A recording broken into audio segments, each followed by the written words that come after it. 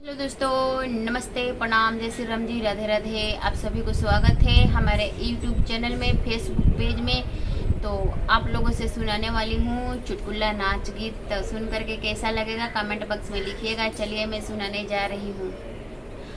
अब के कार से कहीं दिल की बात हो, मरद नहीं साथ देवेला।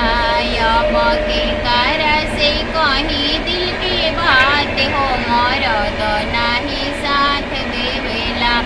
मानावा करेला हम रहती शहर में, मानावा करेला हम रहती शहर में, रहती शहर में हो, रहती शहर में।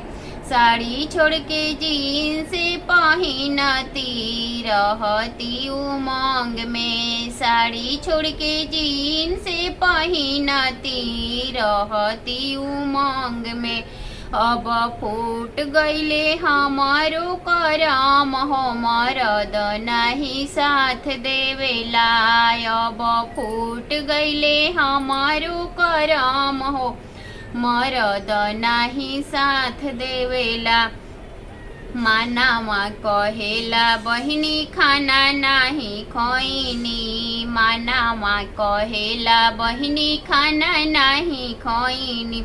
राजा जी के साथ में होटलवे में गईनी, राजा जी के साथ में होटलवे में गईनी।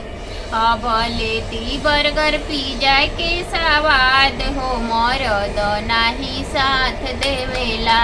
अब लेती बर्गर पिज्जा के स्वाद हो, मरद नहीं साथ देवेला।